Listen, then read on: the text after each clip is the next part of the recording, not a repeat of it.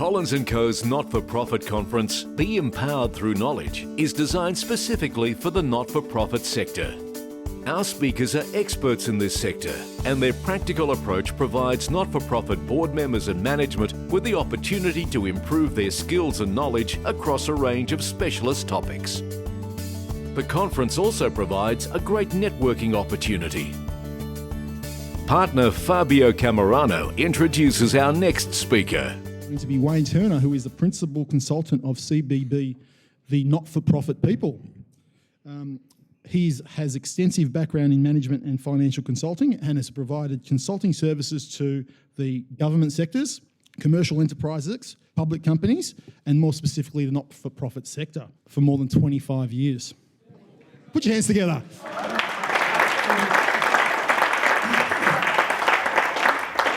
Thanks, Fabio. And if the question's a really hard one, and I've got to say I'm going to have to take that on notice, that's even better still, forgetting the bottle. Okay, thank you for that welcome, Fabio, much appreciated. And I'm here to talk on establishing the relationship, or working on that relationship between, and having an effective relationship between the board and yourselves as CEOs or wherever you are within your organisations. But I'd like to do a little bit of a straw poll, first of all. How many people in this room are on a board? Oh, good. How many people are CEO or in an executive role? Right. Who are doing both? Are you confused? Let's hope not. Let's hope not. So I'll be looking at role of board, role of CEO, where things go right and wrong, the confusion that exists at some times, and what to look for and what to be careful around.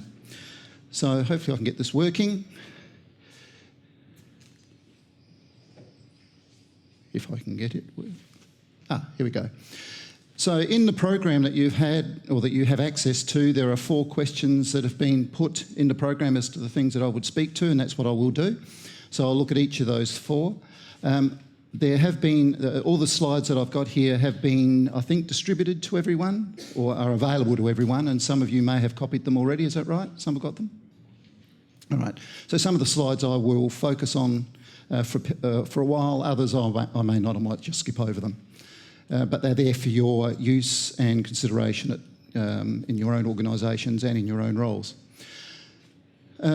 So in terms of the agenda, what makes that's the first 4 bits. Oh, just as moving on a bit. I'm from an organisation called CBB, as you're probably aware, and we're one of the sponsors for today. And there's just a little bit of material that's been put into the presentation pack for you to understand our organisation, which is a not-for-profit social enterprise, been around since 1995, operating from Adelaide, but active nationally.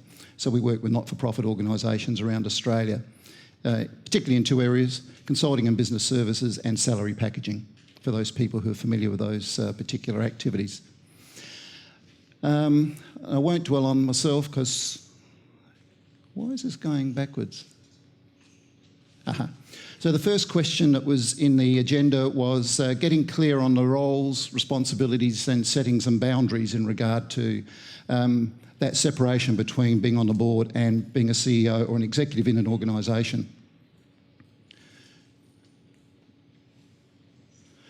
So role and responsibilities, some of the significant areas that you should be aware of as part of, or some of the significant questions that get asked, and therefore they are important aspects of what you're doing on a board or in a CEO role, is understanding from a board perspective, what is my role and responsibilities on a board as against when I'm a CEO? What are the differences? And often that's a question that's often asked of me from this sort of presentation to boards, and sometimes from board members who have been on boards for quite a few years. How does the board interact with the organisation? What are the duties of board members? What do I need to know to be effective? What is my duty of care? How do I grasp key issues, and what is the difference between managing and directing? That one there becomes very important, and there are a lot of boards and CEOs who blur those particular boundaries. Have you come across that yourselves?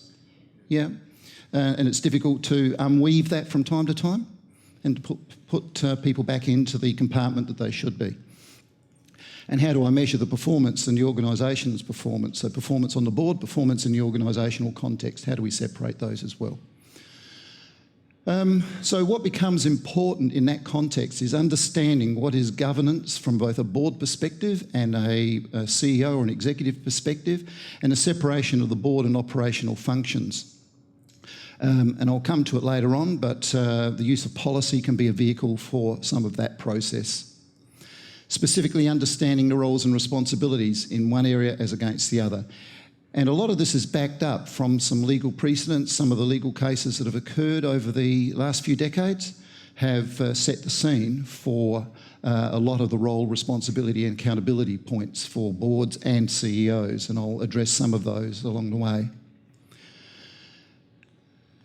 So I've used the word governance, so for the purposes of those who like definitions or key words that come out of that, there's a definition that was put together by the Australian National Audit Office, Better Practice Guide, so if you want to refer back to that at any stage. They use those words there of authority, accountability, stewardship, leadership, direction and control as those aspects that they see as important to a board and what a board represents. And from the perspective of whether I'm talking to a group who are board members in a not-for-profit context or board members in a for-profit context, they're still just as important in either context. And from that, you can jump straight to boards are there to direct, to provide direction for the organisation and for themselves, and rather than to manage their organisations, and the management comes through the CEO or an equivalent type role, and the executive that support that CEO. So there's where a separation should occur, but not always happens like that. Often in the context of governance, you may hear the term strategic governance. It's often expressed to boards or to senior executives. And strategic governance, oh gee, this is very sensitive. If I can get back. Strategic governance is considered to encompass the process of which an organisation is managed at a strategic level, and central to that are those same sorts of words that I mentioned earlier that were in that definition: leadership, authority, accountability, transparency and stewardship. Okay, so that becomes pretty important in the strategic governance context. So it's encompassing those things that are important to strategically drive the organisation. So boards have a responsibility from a strategic context. And there's a bit of a separation there, which I'll talk a bit more of in a moment. So when we get to the next slide, which is about good governance, there are a number of things that are important in the context of what is good governance from a board point of view, and what does that mean in terms of the executive and the CEO responsibilities in an organisation. So good governance is all about focusing in on effective strategies. So the board has a responsibility for effective strategies, the organisation and the CEO and the people within that group for ensuring those strategies are actually implemented. Okay, so there's a separation there. Implementing relevant business risk management processes. I'm sure in all organisations that are in this room, you've got risk management plans, risk management processes. Would that be right? Everyone got those in place? And as a result of that, the board has and does, and most of the boards that I know of anyway, get involved in managing the key risks to themselves and to the organisation. Whereas at the organisational level, they may be looking at lots of smaller risks that not necessarily the board is interested in. They know that they're being dealt with, but the organisation is managing those. Managing conduct and ethics is all about, it's part of good governance, and that's part of what a board's responsibility should be, to guide the organisation and themselves by what conduct is considered to be appropriate and what are the ethics that sit behind that, the way that they go about conducting their business and making decisions. So, and understanding clearly the role and responsibilities, and that there is a separation, even if you're on the board or you're at the CEO level, there is a separation between what you're doing in either of those roles. Enhancing organisational performance becomes part of that good governance.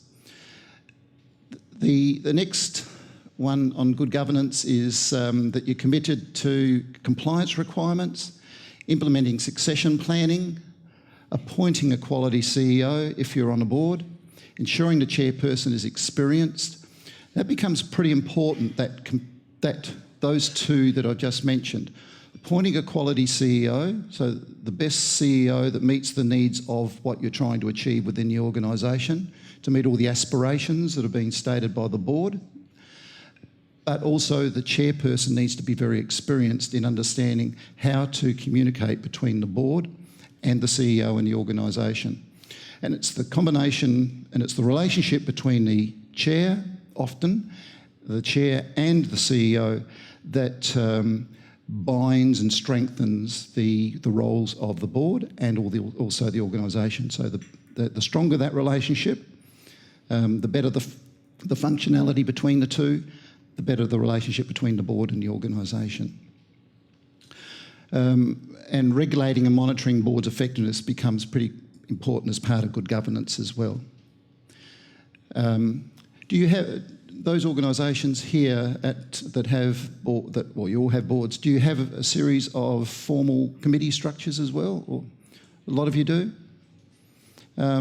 Often the smaller boards or newer organisations may not have those, but as they mature and grow, then often committees or subcommittees, as some organisations may call them, or some boards may call them, are put in place to focus on key aspects of where a board may wish to take the organisation or where the organisation needs to provide good information back to the board for effective decision making.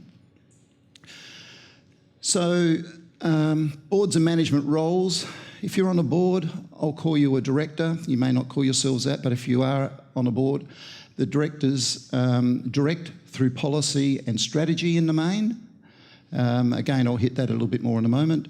And managers or the CEOs are there to act on whatever those strategies and policies are stating and strategies are stating. Okay? So that becomes pretty clear and important in keeping that separation between board and organisation, but through the strength that's there between the chair of the board and the CEO. So they're the binding points. What I'd like to just move into is looking at some of the things that we just talked of, but in the context of what I call the 4 pillars of a board's role. So they are the 4 key aspects of what a board is in place to achieve, both in terms of their constitution, in terms of where they should be visioning themselves, but also in terms of what the law expects of them as well. So the 4 areas are the 4 intersects of internal and external focus and conformance and performance. So the 4 key areas of a board and the relationship between the board and the organisation are about accountability to stakeholders, about strategic setting, about performance and results, and about setting effective policies. So in terms of those who are on boards, if you just remember those 4 blue words there, then I've done my job, I think, in terms of you understanding that that's what you're here to achieve as a board, and a board has those responsibilities as a key focus, and the organisation's there to action what those key responsibilities are. Conformance is often seen as past and current activities within the organisation and for the board, whereas performance is more about future. So it's, the strategic and the policy focus is all about moving forward, or it should be about moving forward. So if we now move into each of those 4 areas, just a little bit more detail, and each is important in terms of that role and responsibility between board and organisation. So one of those areas was accountability to stakeholders. Some of the important aspects of that is there's a regular review of the constitution and the board policies as a result of that, and that should be done fairly regularly. Every couple of years there's some sort of review or look.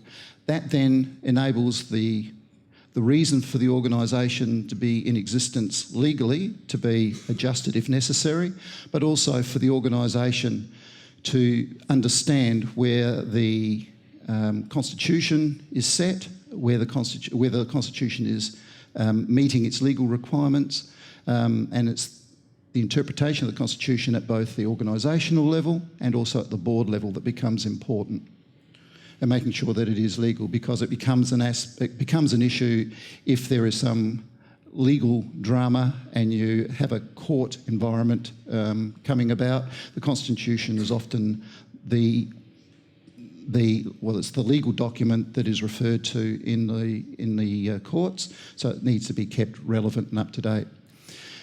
Accountability is also about regularly reporting to members, funding sources, clients and regulators. A lot of that can't be done by boards unless there's an effective relationship with the organisation. Funding sources. The board has a responsibility for reporting to them and reporting to members, but the information for that report comes from the organisation. It comes through the information that you have. So it's a matter of making sure that that information at organisational level is accurate, appropriate, timely for those reporting processes.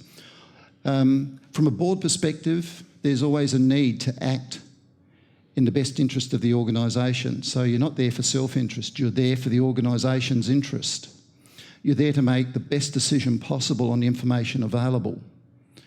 Okay? And of course, the information available comes often from the organisation, so it's important that the relationship, again, between the organisation and the board is clear, it's tight, and it's well defined, so that the needs of the boards are being met and the board's able to meet its legal obligations and what is required of it as a result of what the Constitution says. And as a board member, you're always acting for proper purpose and expressing your duty of care. As the next point there, always practising your duty of care. So you're making best endeavour with the information provided from the organisation.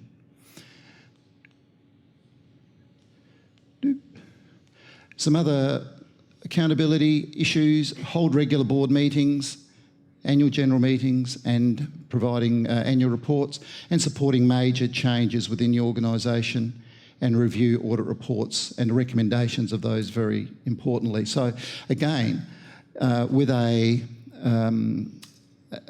audit report, and given that we're in an accounting environment, this might be fairly important. Audit reports often come with management letters. If there's recommendations in those management letters, then you should implement them. So that the board has a responsibility ensuring that whatever's in those management letters or whatever recommendations come from an audit are actually implemented, and the CEO and the organisation obviously has a responsibility for making sure that that occurs. Because if you don't implement and it's a critical issue, then as a board, where the accountability stops with you, so does the responsibility for anything that goes wrong as a result of not implementing.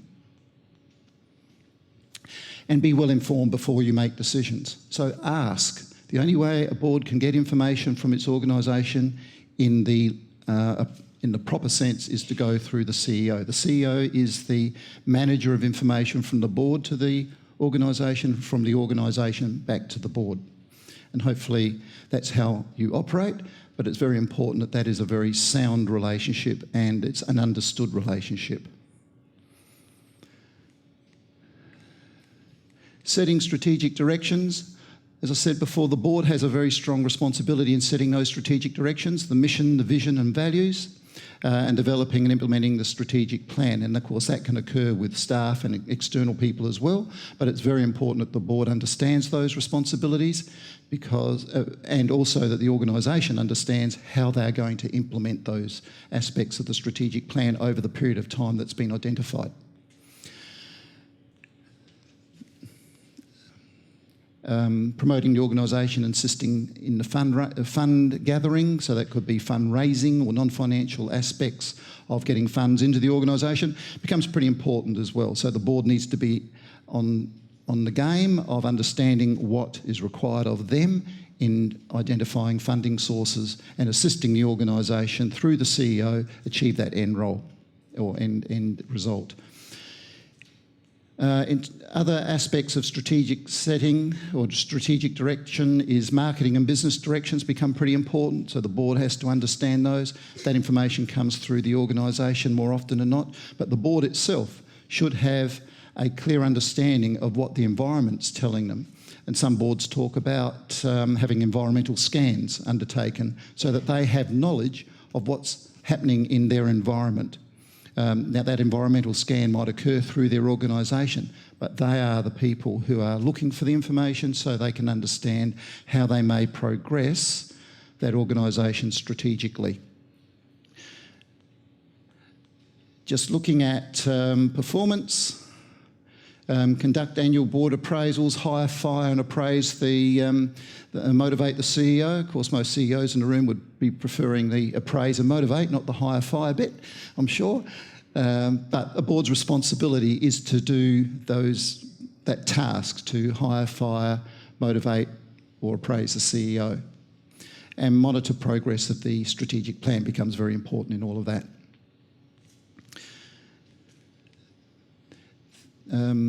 Board appraisals. Oh no, it's not moving on. There we go. Ooh.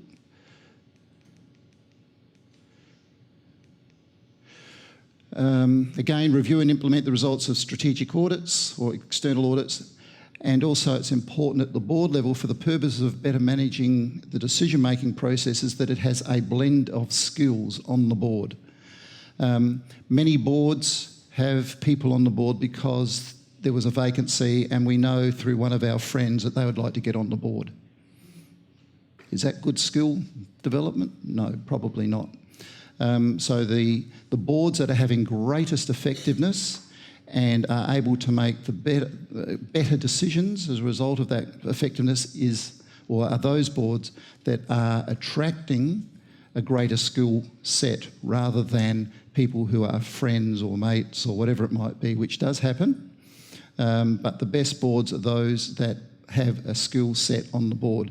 And that can often be a reflection of what your constitution says you can do too, in terms of who can get on the board, who can be elected.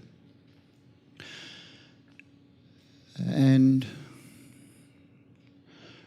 some of the policy areas that the board needs to bear in mind, and what becomes very important about policy, and I won't go through all of the things that are here, but what is important about policy is that the board understands, as does the organisation, that there are two types of policy groups. There are those policies that the board should take responsibility for because they impact on the board and what it does, or they are policies that have an impact across the whole organisation.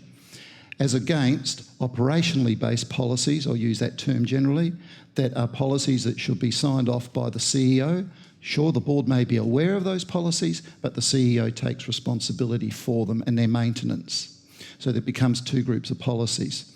In a lot of board/organisations, they're all muddled together, I should say.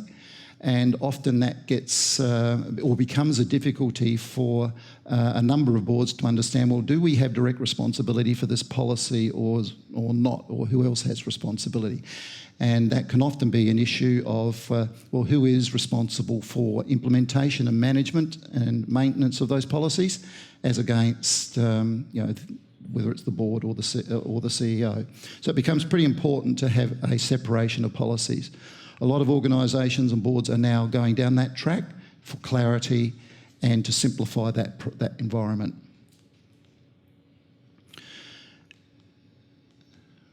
And then there's a few other policies there, types of policies that might be put in place. So some of the risk issues that come up for boards particularly in terms of accountability, strategy, performance and results. Confidentiality is an important aspect. Conflict of interest, transparency, knowledge, and also legal implications. So it becomes very important at a board level that those things are respected and understood, but also at an organisational level that there's an understanding that the board has responsibilities because of its level of accountability, that a lot of things that it does are confidential until the board itself actually releases them publicly. So, and I know there are many people in organisations that want to know, well, what happened at board meeting last night? What were the decisions that were made? What can you tell me? Well, you could be breaking some confidentiality, and I'm sure that happens. Sure that happens? But you're breaking confidentialities. Unless the board says it's not confidential, it remains confidential. Okay? Conflict of interest. Is everyone there working for the benefit of that organisation, or are they there for some other purpose? Who's getting the benefit of this decision? Okay, so you need to make clear, and there's a lot more that can be said about conflict of interest issues, but a lot needs to be said about making sure that if there is conflict of interest, then that is exposed and it's made quite clear to people who are at that board table. So making effective board decisions, responsibility has evolved and requires a strong board and organisational relationship to be in place, and the sorts of things we've talked about, but it's worth emphasising again that these are the key bits of what a board does and what the organisation should understand that the board does. So establishing strategic directions, risk, policy, legal and financial obligations. Key resources are working with the CEO on those, monitoring progress, selecting and evaluating CEOs, and monitoring your own effectiveness as a board as you move forward. So they become key aspects, and most of those aspects are backed up by case law as well. Okay? Some of which I'll show in a moment. So in terms of some of the court outcomes, people got prints of this in front of them. Most got that here. Well, it's all in the what you can download anyway. So the watershed case that really changed the circumstances for all not-for-profits in Australia was a result of that particular case, which most people who are from Victoria hopefully would know that one. Everyone know that one? Yes? Okay. That was a watershed case, set a whole new set of rules. I won't go into the detail about the case, because most may know about it, but what it drew people's attentions to was the poor either information flow, understanding, attention to detail, good governance, risk management. Virtually anything you can think of that is good governance practices now was an issue within that case. And some of the outcomes from that case, or statements made by the judge presiding over it, was, and this is why it's watershed, not-for-profits are governed by the same law as companies. So that's why boards need to respect what their roles are, and CEOs need to understand that the boards are at risk, okay, and that the boards are making decisions as best they can with the information given to them for the benefit of the business, but they are where the buck stops. Okay, so that's why they're at risk. So they're governed by the same law as companies. Corporations Acts and general law impose on duties on directors and officers of all companies, regardless whether they're for-profit or not-for-profit. So, whether you're for-profit or not-for-profit, same duties, basically, role and responsibilities. And being an honorary director will not of itself exonerate a director from liability. So just because you're on a not-for-profit board earning a huge sum of money of generally zero, you've got the same responsibilities as someone who's on a for-profit board who might be earning a good packet of money from being on that board. I'm sure we know of those sorts of boards. And also there's nothing in the code to suggest that the standard expected from a part-time non-executive director of a not-for-profit company is different from the standard expected from a for-profit company. Okay? So again, like I said, a watershed case, the judge was stating that you're all treated the same in court. Okay? Awareness of duties, there were a number of cases that came on the back of that one. AWA got themselves into a bit of strife. Justice Kirby at the time had some things to say about some of these cases. There was beneficial finance, there were a few banks that fell over. A number of things happened in the 90s that started on top of each other, setting a new course for how the responsibilities and the role and accountabilities of directors of boards are seen, and the separation from the CEO. And the courts also had statements about financial capacity, that directors are expected to understand a company's affairs and the extent to which, for the purposes of reaching a reasonably informed opinion. So to come to that position, you need to understand financial information that's in front of you. It doesn't mean you have to be a professor in accounting or finance, but you've got to understand it. Where do you get that information? From the organisation. Where do you get the interpretation of that information? From the organisation through the CEO. So that's got to be a fairly close relationship, and that the CEO should also have a good understanding of the financial affairs of the business, because they are interpreting it to the board. And risk identification. You know, you're not expected to know everything if you're on the board, but you're supposed to be able to cover most of the fields. And again, Michael Kirby had comments there that directors who have exercised their powers and carried out their duties to honestly and conscientiously to the best of their ability would normally not be held to have breached their duty of care, and they would be exempt from personal liability. So provided, you know, there's good information flow and you're making decisions based on that information, you're working on the basis of a board director, that information is correct. So therefore you're making decisions based on that information.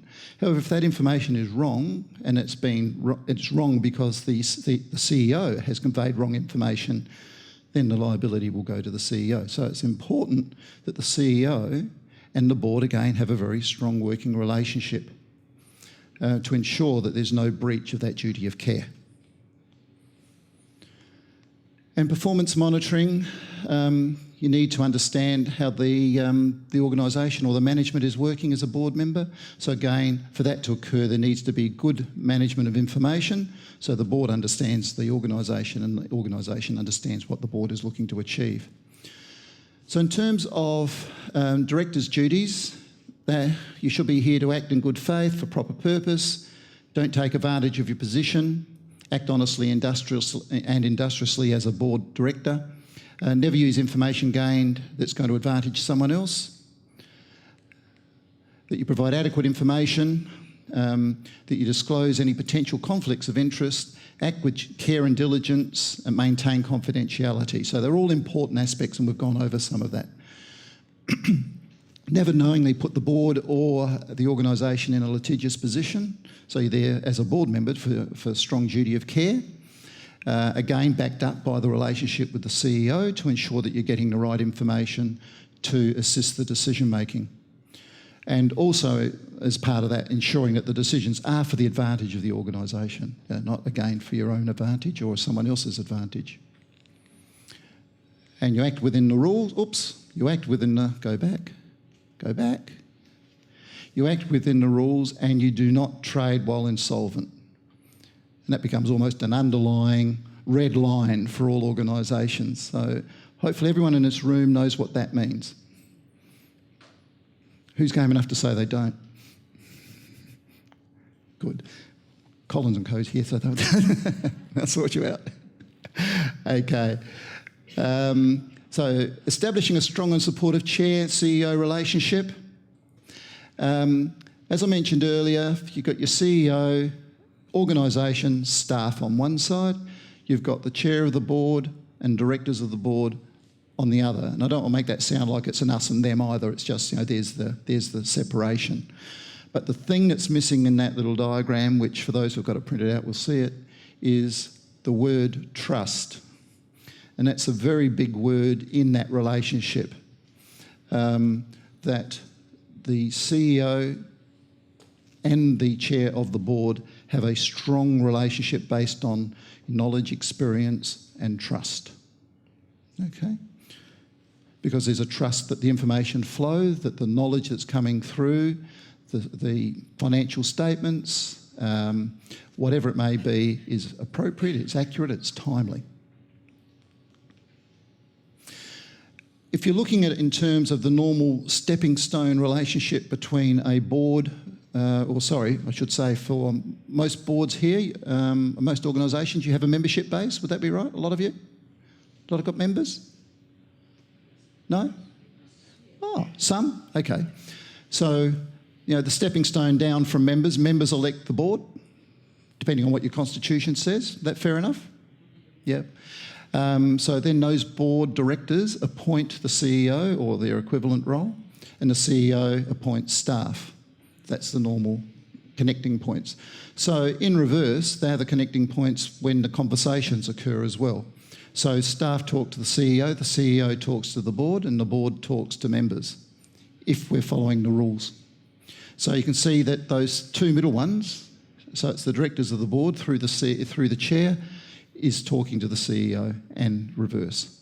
So that's the normal relationship, and it's a relationship you would normally expect to see between a board and the organisation.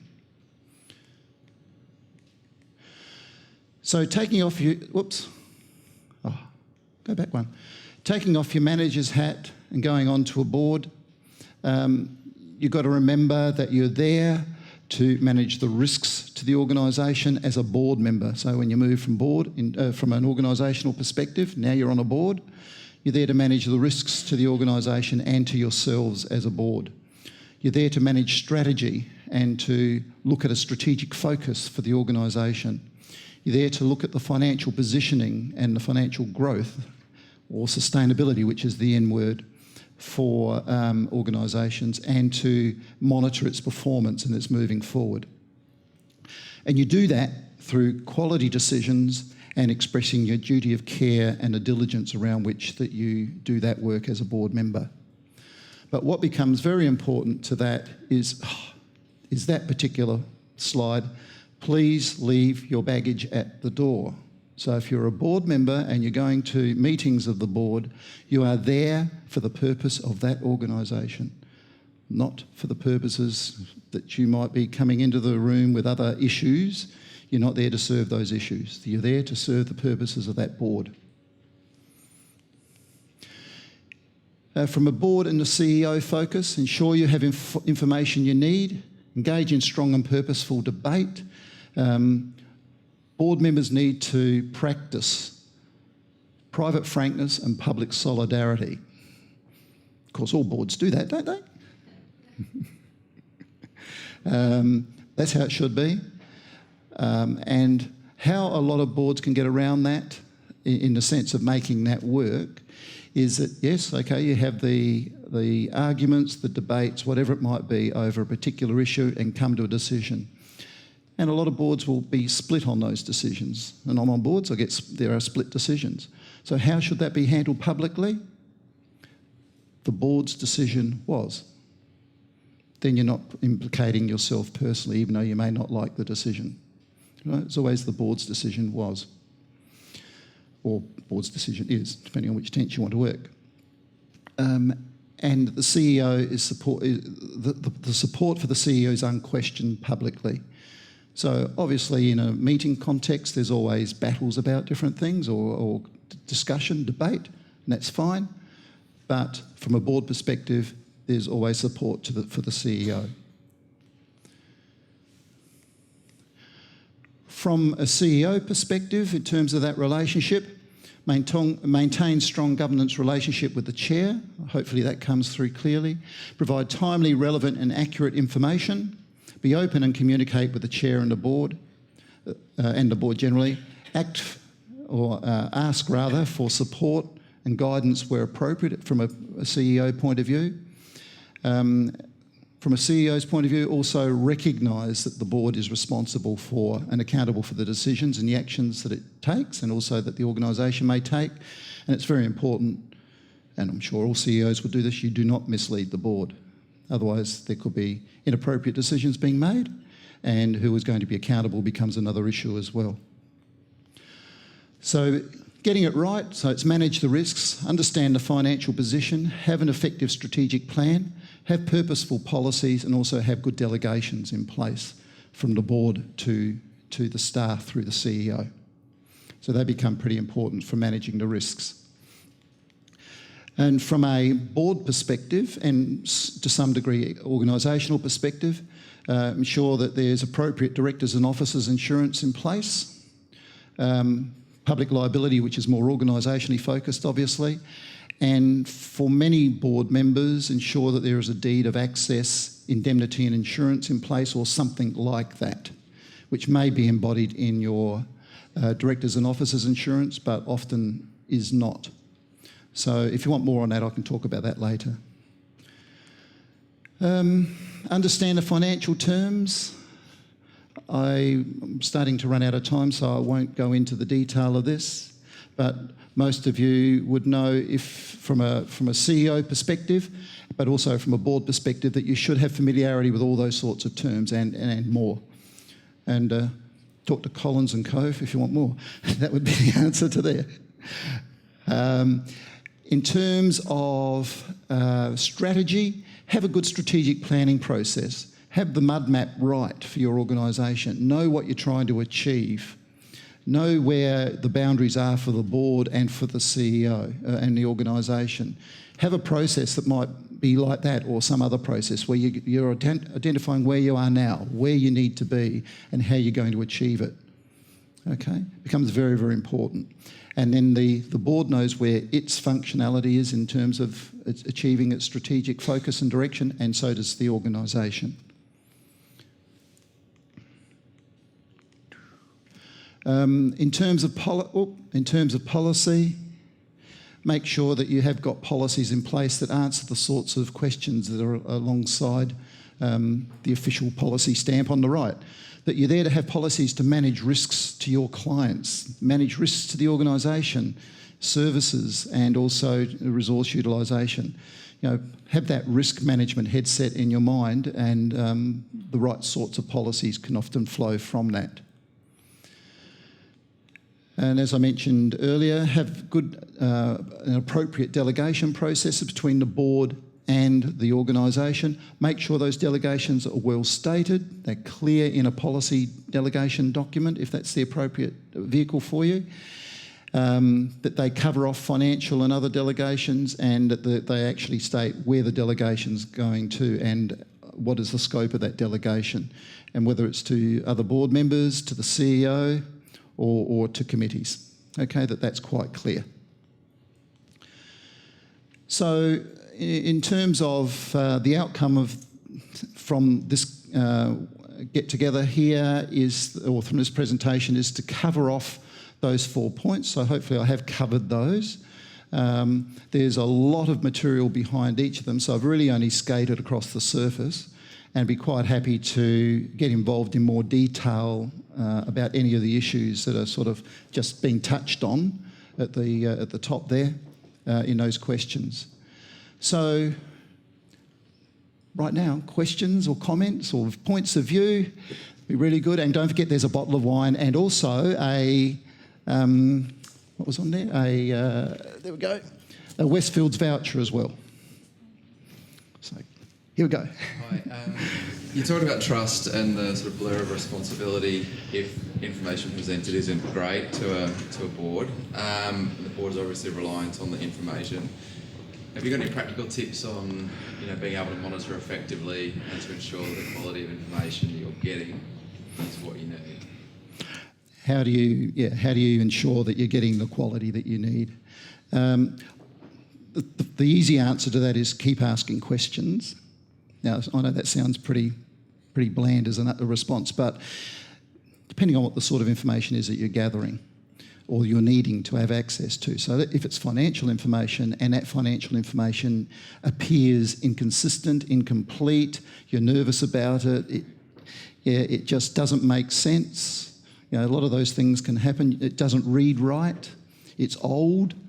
It doesn't have it doesn't compare well to previous years, what's happening, and you're getting off-the-cuff sort of responses rather than well-researched responses, then I'd keep on delving deeper and deeper to ensure you get the outcome you're looking for. Now, how can you ensure that you get quality?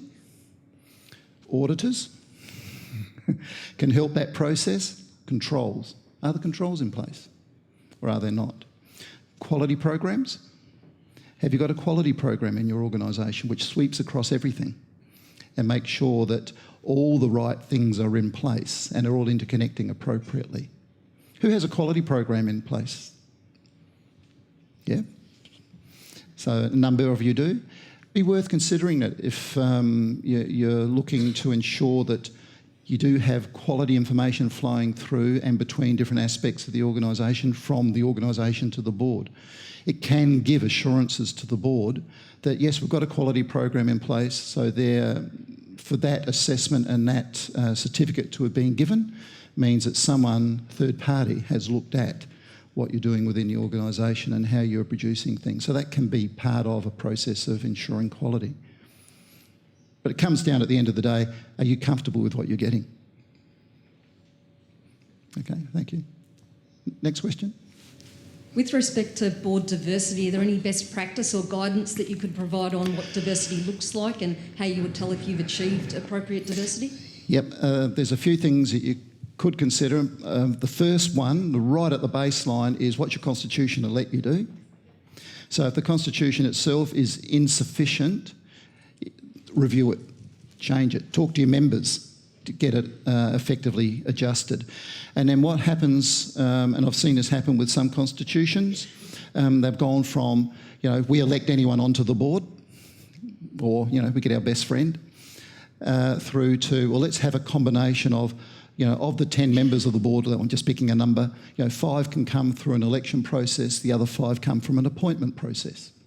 So you can appoint based on skill needed. And then you have other boards that are totally skill-based. Right? So it's often a transitional process. Does that help? Yeah, thank you. Okay. Hi, over here. Yes, mate. Thanks a lot for this one. We're a relatively young, new board, so this has been great for us. I wanted to come back to policy and ask you about delegation of authority. I was wondering if you can talk about the kind of sometimes blurry line between the CEO and their delegation to functional heads and the role that the board might play in those relationships. There's 2 things that come to mind there. The board itself could, as part of its delegations, I had a slide there that said delegations to committees, to other board members and to the CEO, right? Some boards stop there. They say, here are all the delegations, which could be financial level, for purchases, capital works, service level type delegations, and that stops there, with the expectation that the CEO, from that delegations policy, has the right to delegate further. So you can have that, just delegations to the CEO with the right to delegate further. And I've seen that situation. The other is where the board will actually take a greater level of control over delegations and say, this is the delegation level for the board, for the CEO. The next level within the organisation, whatever titles they have these levels of delegations. And then there might be another level further down. But they can be quite precise.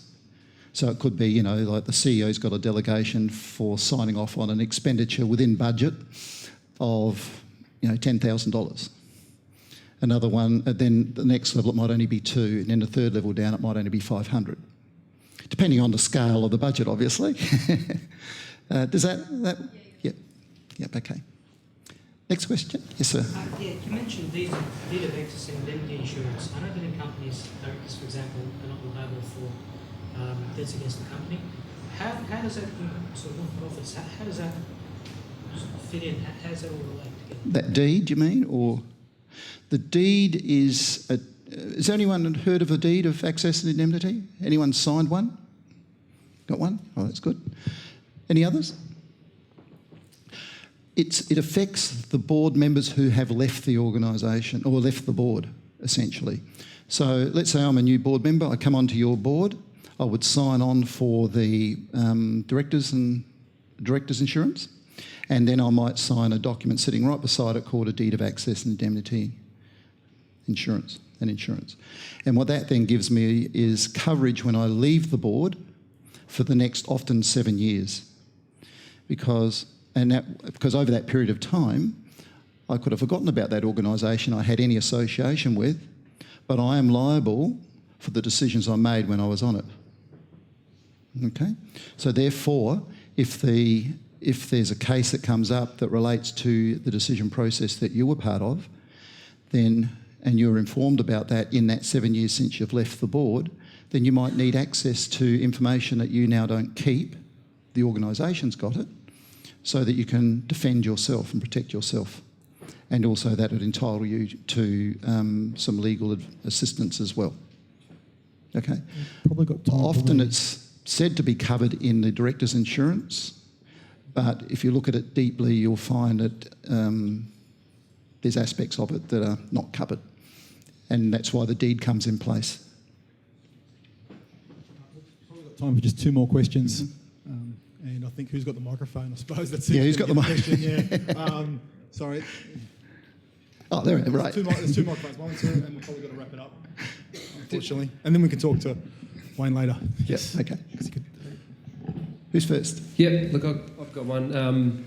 Boards often come with a range of skills. It might be a doctor, lawyer, accountant, different skill sets that they can draw on. What's the boundary, or I guess the standard practice for staff access to that expertise? For example, we've got a lawyer on our board that I might have a question for. Is it appropriate for me to call it for a 5-minute chat? For legal advice, for example, is that something that's outside the bounds of what good corporate governance is? Well, that could be a tough one for that lawyer. Well, we don't want to be billed in 6-minute increments. We just want it for free. Yeah. That's a good question. A lot will come down to, if we're talking about a legal professional here, that the legal professional feels that he's got, first of all, the skill to answer the question in giving legal advice. Yep. Because irrespective of whether it's paid for or not paid for, it's still legal advice. And he or she could be sued as a result of it not being appropriate. So whether they're prepared to do that or not becomes the first question. So I guess is it appropriate? I suppose there might be an advertising person or marketing. I guess it's more advice that they've got, and maybe even contacts they can use in business to help the company as well. Yeah, and a lot of board members are on boards or have been attracted to boards because of their networks and their ability to connect. So in your case, if you wanted to talk to, let's say it's the marketing guru who's on your board, yep, then how I would do that is go to make sure it's done properly is approach your CEO. Yeah. Thank you. And do it that way. Okay. Last question, and it's over there. Good day, David Anderson from the Flight Safety Foundation. Thanks for a brilliant presentation. I think you've just given me 2 years of work. Given that most boards in our area, not-for-profit, board members are volunteers and unpaid, what are some of the board performance metrics that you think will give us a tangible result or a useful result? Yep, and I didn't touch on that in any detail other than there should be some form of understanding whether you're being effective or not as a board. I do have about, call it an 8-page board metric, which how it works, it asks a lot of questions about the things that the board should be paying attention to, but in a soft way. So they're soft questions. But the board then can respond on the basis of yes or no or I don't know type response. And do it. And what I'm suggesting is in this particular process is each board member does that. Then someone pulls it all together and it can be quite an illuminating outcome because let's, for instance, strategic plan. The organisation has a strategic plan. Question, right? Yes or no? Now, if you do have one, you'd expect all the board members to be taking it yes. Well, I've had circumstances where I've seen half say yes, half say no. So what's that telling you? There's either half of them don't understand what a strategic plan is, or there's very poor communication, or the strategic plan is a very insignificant document within that organisation. So it's that form of metric that's possible in terms of looking at the performance. And it's often a starting point for a lot of boards. And then they might get into more detailed metrics after that where you're starting to look at, have I as an individual performed well on this board in these areas? And that starts to get a little bit tighter in terms of the metrics of the board. Is that helpful? I think it's time to judge who asked this question. Okay, the honour. Right. So I've got a judge on the basis of who had the microphone in their hand at the time. So all those who didn't can't be included. And I think the gentleman down the end there. Stand there. Thank you.